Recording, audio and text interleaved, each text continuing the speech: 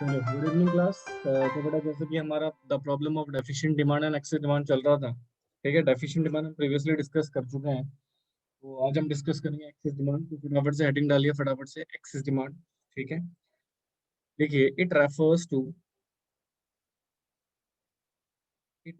The situation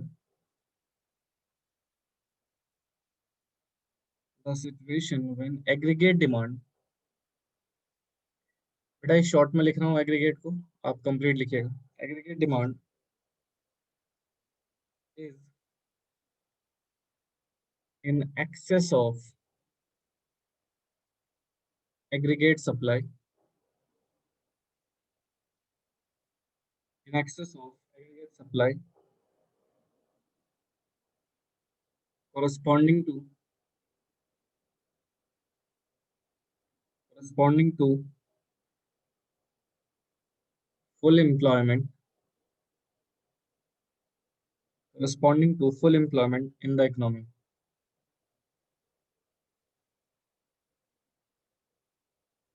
ठीक है जी, तो दिस इज द सिचुएशन। ध्यान से सुनेगा प्लीज। तो कहते हैं अगर हम इसको चार्ट फॉर्म में देखें, सिंप्लीफाइड फॉर्म में देखें, तो कहते हैं जब एग्रीगेट डिमांड ग्रेटर देन हो जाता है बेटा किससे, एग्रीगेट सप्लाई से, right, in the corresponding of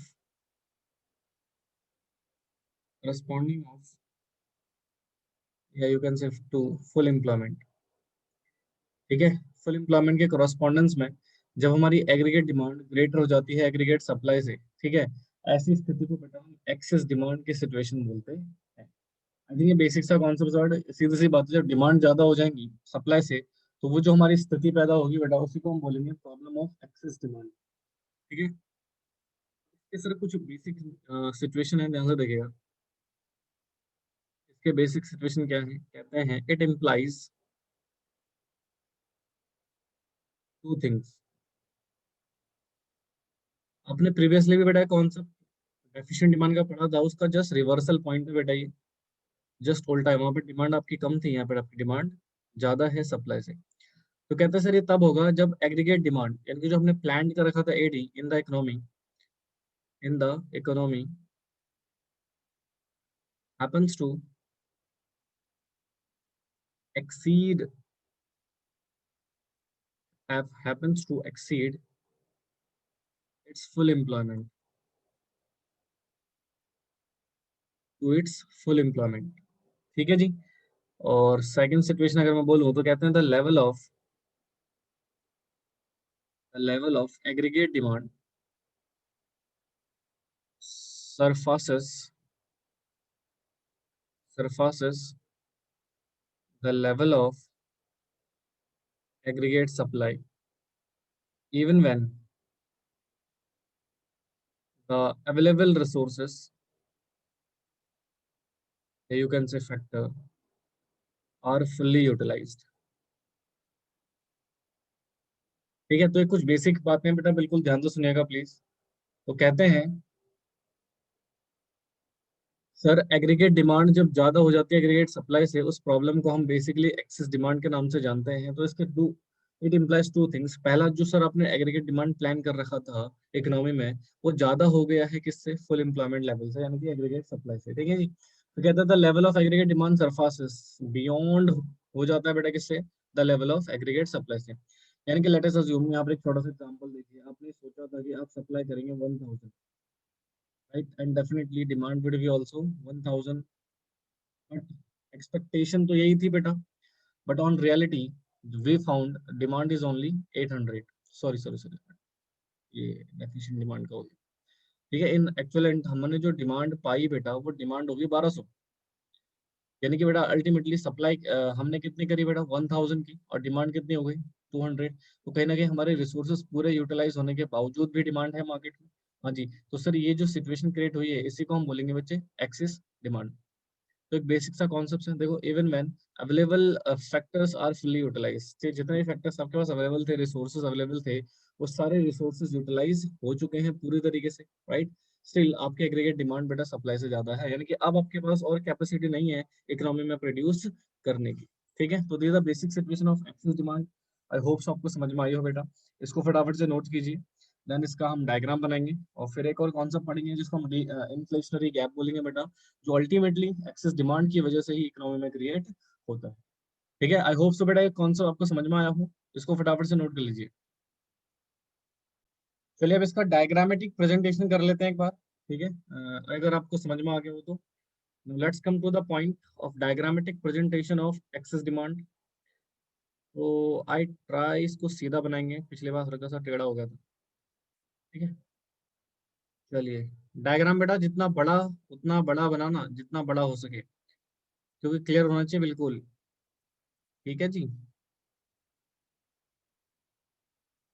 economics में डायग्राम ही है जो सबसे इंपॉर्टेंट होता है बेटा, तो डायग्राम में कोई कंजूसी नहीं, बढ़िया बनाना अच्छा सा। ये हो गया आपका X axis, this is your Y axis and this is origin. Again नीचे बेटा आपकी इनकम और आउटपुट को हम प्रेजेंट करते हैं, या यू कैन से ऑल्सो, आप इसको जीडीपी भी कह सकते हो। ठीक है, कुछ भी कह लो। ठीक है, और यहाँ पर आपका आता है एग्रीगेट डिमांड। जरा ध्यान से देखिएगा, यहाँ पर कुछ बेसिक बातें हैं। सबसे पहले हम एक रेफरेंस लाइन का यूज करेंगे जिसको हम बोलते हैं इनकम। वो दिस इज अ रेफरेंस, थोड़ा सा बड़ा छोटा कर देते हैं इसको। ये रेफरेंस लाइन है बेटा, इसको हम जनरली वाई से डिनोट करेंगे। ठीक है, और फिर अब जरा ध्यान से 2 मिनट प्लीज लिखना मत, अब जरा 2 मिनट इधर देखो। सर हमारी एक्सपेक्टेशन थी कि भी हमें इतना डिमांड चाहिए। ठीक है, हमारी एक्सपेक्टेशन थी भैया हमें तो इतनी डिमांड चाहिए, राइट। अगर इतनी डिमांड हमें अचीव होगी, यानी कि एडीएफ नाम देते हैं इसको, तो हमने एक्सपेक्ट किया था कि हमें एडीएफ डिमांड मिलेगी तो डेफिनेटली हमारा इक्विलिब्रियम अचीव हो जाएगा जी। कि यहाँ पे हमें इक्विलिब्रियम अचीव हो जाएगा इकोनॉमिक्स में, अगर ऐसा होता है तो। बट ऑन रियलिटी ऐसा हुआ क्या? नो सर, ये हमने प्लान किया था aggregate demand, ADF Fuller employment पे इतना होना चाहिए। बट इकोनॉमिक्स में डिमांड कुछ कॉजेस के कारण, कुछ रीजंस की वजह से बेटा एक्सीड कर दिया, राइट। डिमांड ने क्या कर दिया बच्चे? एक्सीड कर दिया लेवल को, तो यानी कि एग्रीगेट डिमांड एक्सीड हो गया, राइट। तो ये एक्सेस लेवल पे शो कर रहा है बेटा, एडीई, राइट। अभी लिखेंगे, इसको भी ध्यान सुनेगा। तो अल्टीमेटली इक्विलिब्रियम अचीव नहीं हो पाया। तो अगर मैं नॉशनल इक्विलिब्रियम बोलूँ तो यहाँ पर नॉशनल इक्विलिब्रियम अचीव हो जाएगा आपको, जो कि एक्चुअल में नहीं है, इसको हम नॉशनल बोलेंगे। ठीक है जी। तो जरा क्योंकि सप्लाई आपके उतनी हुई नहीं भाई बेटा, फुल यूटिलाइजेशन हो गया, तो जरा ध्यान से देखिएगा। तो एक पर्टिकुलर हम एक लाइन बनाते हैं यहाँ पे, ताकि हम एक्सेस डिमांड को समझ सकें। नोशनल का मतलब होता है बेटे झूठा, मान लेते हैं, एज्यूम कर लेते हैं, एक्चुअल में है नहीं बट एज्यूम कर लेते हैं। तो जरा ध्यान से देखिएगा, तो यहाँ से लेकर यहाँ के बीच में, राइट, या फिर सॉरी यहाँ पे बना लेते हैं इसको, बेटर रहेगा। हमें इक्विलिब्रियम चाहिए था यहाँ पे, इसको छोड़ दीजिए, आपको बेटर तरीके से समझना है तो जरा ध्यान सुनिएगा प्लीज। मान लीजिए हमने यहाँ पे डिमांड एज्यूम करी थी कि भैया हमें ना इक्विलिब्रियम चाहिए यहाँ पे, बट अल्टीमेटली हमारा डिमांड कर्व तो ऊपर चला गया, है ना। तो इक्विलिब्रियम चाहिए था यहाँ पे, डिमांड पहुंच गई ऊपर, यानी कि डिमांड एक्सीड हो गई। तो अल्टीमेटली डिमांड हमारी क्या हो गई बच्चे? एक्सीड हो गई यहाँ तक। ये हमारी क्या थी? प्लान्ड एडी इतना होना चाहिए था, बट हमारा एडी क्या ऊपर चला गया। तो इसको ना एक पॉइंट दे देते हैं एफ, आप कुछ भी नाम दे सकते हैं बेटा, जरूरी नहीं आप भी एफ ही दो, ये मैंने एजम्पशन ली है तो ये दे दिया। ठीक है, तो अल्टीमेटली इकोनॉमी में क्या डिमांड सप्लाई से ज्यादा है, तो इस इतना डिमांड से ज्यादा है, सप्लाई यहाँ पे है, डिमांड यहाँ पहुंच गई, तो सप्लाई तो हमारी इतनी हो पाई ना, इस डिमांड को कंपनसेट कर पा रही थी सप्लाई, बट हमारी डिमांड ज्यादा पहुंच गई, सप्लाई तो उतनी है। तो इसका मतलब ये जो बीच में एक गैप सा क्रिएट हो रखा है बेटा, इसको हम बोलते हैं एक्सेस डिमांड। क्या बोलते हैं बच्चे? एक्सेस डिमांड, जहां पर aggregate demand is greater than aggregate supply. तो this is the basic situation of excess demand. ठीक है, हमें डिमांड चाहिए थी इतनी, अल्टीमेटली डिमांड पहुंच गई यहाँ पे, तो डेफिनेटली इकोनॉमिक्स में जो गैप क्रिएट होगा, उस गैप को हम जनरली क्या बोलेंगे? Excess demand. और ये आपका फिगर नंबर 3 है। और फिगर नंबर 1 बेटा आपका डेफिशिएंट डिमांड का था, फिगर नंबर 2 आपका डिफ्लेशनरी गैप का था, और ये आपका फिगर नंबर 3 है, राइट, जो कि एक्सेस डिमांड को प्रेजेंट कर रहा है। वो आई होप सो आपको ये डायग्राम समझ में आया हो। ठीक है जी, इसकी एक्सप्लेनेशन देखेगा। अब जरा इस डायग्राम को हम क्या करेंगे? एक्सप्लेनेशन करेंगे इसका। ये डायग्राम बना लीजिएगा बेटा आप लोग, और देखिए जरा एक्सप्लेनेशन देखिए इसका। अच्छा ये बात बताइए, सबसे पहले इस डायग्राम में हम क्या प्रेजेंट कर रहे हैं? कम ऑब्वियस सी बात है सर, ये एक्सेस डिमांड को प्रेजेंट कर रहा है पूरा डायग्राम, तो फर्स्ट पॉइंट हमारा क्या हो जाएगा, द अब figure number 3 right shows the situation of excess demand। या पहला पॉइंट हमारा यही आएगा, ये हमारे एक्सेस डिमांड को प्रेजेंट कर रहा है इन इकोनॉमी, अर्थव्यवस्था में। यानी कि इकोनॉमी में फिगर नंबर 3 किसको प्रेजेंट कर रहा है बच्चे, एक्सेस डिमांड को। ओके सर, बिल्कुल सिंपल है। नेक्स्ट पॉइंट, ये जो हमारा लाइन आ रहा है एडीई या एडीएफ, कुछ भी लिख लो, पहले एडीई लिख लेते हैं। एडीई जो है बच्चे वो क्या है हमारा, एडीई इज डिजायर्ड, एक सेकेंड इसको ना लाइन लिखो ज्यादा बेटर है। AD is ADE line shows aggregate demand at axis of full employment level। Full employment level यानी कि फुल एम्प्लॉयमेंट लेवल से ज्यादा का एग्रीगेट डिमांड को प्रेजेंट कर रहा है बेटा ये। एडीएफ जो लाइन है वो शो कर रही है aggregate demand at full employment level. ठीक है, एम्प्लॉयमेंट लेवल। अच्छा, एक छोटा सा पॉइंट और सर, यहाँ पे ना एक गैप सा क्रिएट हो गया। फुलर एम्प्लॉयमेंट वाला एग्रीगेट डिमांड ये रहा ई पे, राइट, एक्सिस डिमांड वाला ऊपर चला गया एफ पे, तो यानी कि यहाँ पर there is a gap, there is a gap, yeah, you can say there is a difference between ADE and ADF, which is known as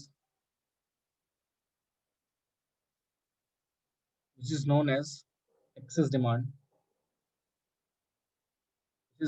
excess demand। और ये हमारा बेसिकली हम इसको नाम देते हैं ई एफ के पॉइंट से शो कर रहा है। ये जो डिफरेंस है बटे एडी और एडीई और एडीएफ में, right, there is a difference जिसको हम ईएफ से प्रेजेंट कर रहे हैं।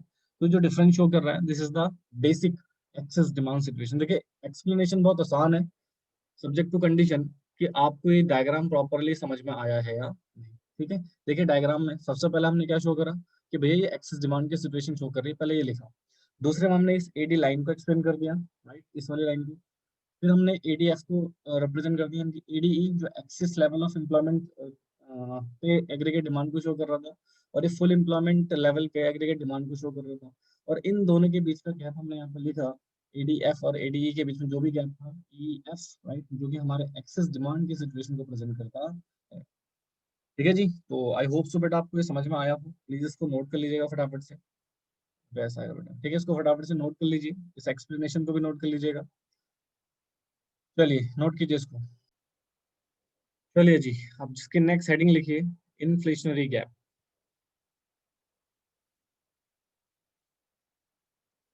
Inflationary gap,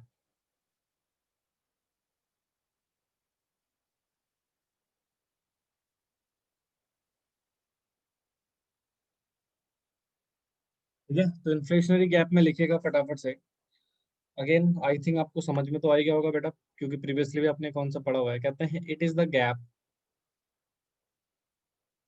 it is sorry sorry कहते हैं it is the gap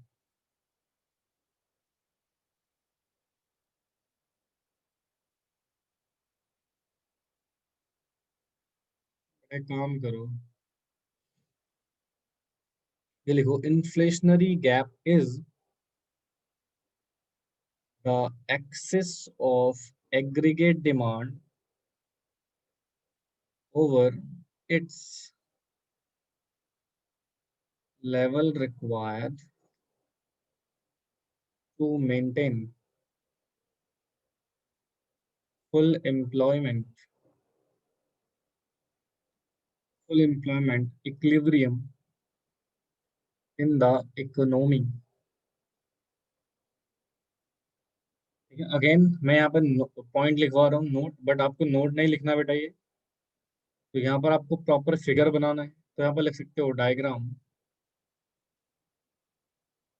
same as excess demand. ठीक है, आपको ये नोट नहीं लिखना बेटा, ये मैं नोट इसलिए लिख रहा हूँ ताकि आपको चीजें क्लियर रहे कि मैं क्या बोलना चाह रहा हूँ, ताकि ठीक है जी। तो आपको क्या करना है, आपको डायग्राम बनाना है, राइट। एक्सेस डिमांड का जो डायग्राम बना था हमारा, बिल्कुल as it is same diagram बनाना है। बस एक छोटा सा उसमें चेंज करना है। क्या चेंज करना है बताता हूँ। यहाँ पर जो आपने एक्सेस डिमांड लिखा था बच्चे, तो आप एक्सेस डिमांड ना लिखिए, यहाँ पर क्या लिख लेगा, इन्फ्लेशनरी गैप। यहाँ पर आप लिख लेना इन्फ्लेशनरी गैप। ठीक है जी, यहाँ पर इन्फ्लेशनरी गैप लिख लेना, तो ये ज्यादा बेटर रहेगा। इसको काट देना, बाकी पूरा का पूरा पूरा का सेगमेंट सेम। ये जो पूरा सेगमेंट था पूरा सेम, बस यहाँ पर थोड़ा सा चेंज करना है, इन्फ्लेशनरी गैप लिख देना। बाकी पूरा का पूरा सेम बनेगा बेटा, ठीक है। बट इसको बनाना है, राइट, अभी मत बनाना, क्लास के बाद उसमें स्पेस छोड़ देना। ठीक है, अब जरा इसका मीनिंग देखिए। इन्फ्लेशनरी गैप क्या कहते हैं sir, axis of AD, AD का ज्यादा हो जाना ओवर किससे बेटा, its level required to maintain the full employment in equilibrium. देखो इसका एक बेसिक सा एग्जांपल अभी आपने पढ़ा था, सेम कॉन्सेप्ट है सर। एग्रीगेट डिमांड और एग्रीगेट सप्लाई जब इक्वल हो जाती है हमारी, जब एग्रीगेट डिमांड और एग्रीगेट सप्लाई जब इक्वल हो जाता है, चैप्टर नंबर 7 में आपने पढ़ा था कि वहां पर हमें इक्विलिब्रियम आउटपुट अचीव हो जाता है। क्या अचीव हो जाता है बच्चा, हमें इक्विलिब्रियम आउटपुट, या यू कैन से एम्प्लॉयमेंट इक्विलिब्रियम, राइट। तो लेट अस अज्यूम यहाँ पर हमने सोचा था कि भैया 100 की सप्लाई होगी तो 100 की ही डिमांड होगी। तो डेफिनेटली हमारी सप्लाई कितनी थी, 100। तो उसके लिए हमें डिमांड की कितनी जरूरत थी, 100, ताकि हमारा इक्विलिब्रियम अचीव हो जाता है। यानी कि रिक्वायर्ड लेवल हमारा 100 था, बट लेट अस अज्यूम हमारा रिक्वायर्ड लेवल 120 हो गया। यानी कि हमने सप्लाई के बराबर ही डिमांड सोची थी, तभी इक्विलिब्रियम आउटपुट अचीव होता है। रिक्वायर्ड लेवल 100 थी, बट वो 120 हो गया, तो यहाँ पे क्या 20 ज्यादा हो गया। तो इस 20 का जो गैप क्रिएट हुआ है, इसी को हम इन्फ्लेशनरी गैप के नाम से जानते हैं। देखो ये कह रहा है, is inflationary gap is the excess of aggregate demand, aggregate demand ज्यादा हो जाना over its level required to maintain the full employment equilibrium in the economy. ठीक है, और इसका डायग्राम बिल्कुल सेम एक्सेस डिमांड की तरह बनेगा। इसको फटाफट से नोट कर लीजिए बेटा, जल्दी से नोट करो, फिर इसके कारण समझते हैं। अगेन बहुत सिंपल सा टॉपिक है, अगर आपने प्रीवियस क्लास अच्छे से देखी है तो। ठीक है, इसको फटाफट से नोट करो बच्चे। अब सर जो ये इकोनॉमी में प्रॉब्लम क्रिएट हुई है, कौन सी प्रॉब्लम सर, एक्सेस डिमांड की। यहाँ पर यानी कि हम बोल सकते हैं प्रॉब्लम ऑफ एक्सेस डिमांड। तो सर सबसे पहला क्वेश्चन तो ये आता है जी कि सर ये जो प्रॉब्लम ऑफ एक्सेस डिमांड हुई है, इसके कारण क्या है, reason, causes, whatever you said, right. किन कारणों की वजह से एक्सेस डिमांड हो जाता है इकोनॉमी में। दूसरा सर, अगर ये हो गया तो इसके कॉन्सिक्वेंसेस क्या होंगे। एक तो सर इसके कारण, ये किसकी वजह से हुआ, राइट। और अगर एक्सेस डिमांड हो गया तो डेफिनेटली इसके इकोनॉमी में कुछ तो परिणाम होंगे बेटा, राइट। तो सर कारण अगेन अपने प्रीवियस क्लास में पढ़ा था कि सर अगर खर्चे कम हो जाते हैं तो डेफिशिएंट डिमांड की प्रॉब्लम क्रिएट हो जाती है। तो यहाँ पर ऑफकोर्स खर्चे क्या होंगे, बड़े बढ़ गए होंगे। वो जो आपने प्रीवियसली देखा था बिल्कुल सेम है। तो कह सकते हैं यहाँ पर increase in private consumption expenditure. पहला पॉइंट ये था बेटा, वहां पर आपने क्या लिखा था, रिडक्शन, यहाँ पर क्या हो रहा है, इंक्रीज। दूसरा, इंक्रीज इन इन्वेस्टमेंट एक्सपेंडिचर। मैं यहाँ पर शॉर्ट में लिख रहा हूँ एक्सपेंडिचर, आप पूरा लिखिएगा, ठीक है ना। तीसरा आता है आपके पास, क्योंकि नालायक हो, जो तुम यहाँ लिखते हो फिर वही तुम एग्जाम में और टेस्ट में भी लिखते हो, इंक्रीज इन गवर्नमेंट एक्सपेंडिचर। ठीक है, गवर्नमेंट एक्सपेंडिचर बढ़ गया, इन्वेस्टमेंट बढ़ गया, और क्या बढ़ना चाहिए जी, export, increase in export. Definitely जब एक्सपोर्ट बढ़ेगा तो भारत में खर्चे बढ़ जाएंगे बेटा विदेशी लोगों के। क्या यहाँ पर हमारा फॉल इन इम्पोर्ट हो जाएगा, इम्पोर्ट कम हो जाएगा जी, हम बाहर से ना खरीद के अपने ही देश से खरीद रहे हैं, तभी तो खर्चे बढ़ गए। और fall in tax rate, taxes rate भी बेटा भारत में क्या हो गया बच्चे, कम हो गए, राइट। जिसकी वजह से अगेन इकोनॉमी फेस कर रही है the problem of excess demand. तो दीज आर द 6 रीजन जो आपने प्रीवियसली भी पढ़ा था बेटा, एंड आई होप सो कि आपको समझ में आ गया हो। सिंपल है कॉन्सेप्ट, ठीक है जी। समझ में आ रहा है तुम्हारे। कहते हैं सर कॉन्सिक्वेंसेस क्या हो जाएंगे जी। बेटा सीधी सी बात है, मैं इतना डिटेल में ना जाके इसको सीधे बोल रहा हूँ। Economy face, economy face the problem of inflation, महंगाई का बढ़ जाना। ठीक है, तो एक शॉर्ट बिल्कुल बेसिक टर्म्स में अगर इसके कॉन्सिक्वेंसेस बता दूं आपको, डेफिनेटली यहाँ पर क्या आ जाएगा बेटा, इन्फ्लेशन, क्योंकि डिमांड अत्यधिक बढ़ चुकी है। डिमांड के बढ़ने से जो प्राइस भी तो बढ़ने लगेंगे, क्योंकि सप्लाई आपने लिमिटेड की हुई है, राइट। तो सप्लाई जब लिमिटेड होगी और डिमांड एक्सीड हो जाएगी, तो डेफिनेटली वहां पर हमें क्या करना पड़ेगा बेटा, प्राइस ऑटोमेटिकली बढ़ने लग जाएंगे। तो ये जो इकोनॉमी है ये फेस करेगी बेटा कौन सी प्रॉब्लम, इन्फ्लेशन की प्रॉब्लम। ठीक है जी, इसको नोट कर लो बेटा अगेन, आई होप सो समझ आ गया हो। तो यहाँ पर हमारा खत्म हो गया बेटा ये एक्सेस डिमांड और डेफिशिएंट डिमांड की सिचुएशन। आप जरा 2 मिनट ध्यान से सुनिएगा। हमारे पास बेटा एक टॉपिक है, measure to correct the deficient and excess demand, यानी कि इन शॉर्ट अगर मैं बोलूँ सर, ना तो एक्सेस डिमांड इकोनॉमी के लिए बेटर होता है, ना ही डेफिशिएंट डिमांड इकोनॉमी के लिए बेटर होता है। इन दोनों स्थिति में इकोनॉमी की कंडीशन बेटा कुछ खास नहीं होती, या तो इकोनॉमी को नुकसान ही होता है। तो गवर्नमेंट डेफिनेटली इन दोनों सिचुएशन को सही करने के लिए, करेक्ट करने के लिए पॉलिसीज वगैरह अडॉप्ट करती है। तो बेसिकली वो दो पॉलिसी बेटा, एक है मॉनेटरी पॉलिसी और एक है फिस्कल पॉलिसी। तो मैं इसको ना नेक्स्ट क्लास में डिस्कस करेंगे। देखो मॉनेटरी पॉलिसी तो बेटा मैं वैसे भी नहीं कराऊंगा आपको, क्योंकि मैं अभी रिसेंटली हमने मॉनेटरी पॉलिसी काफी डिटेल में पढ़ी है बैंकिंग चैप्टर में।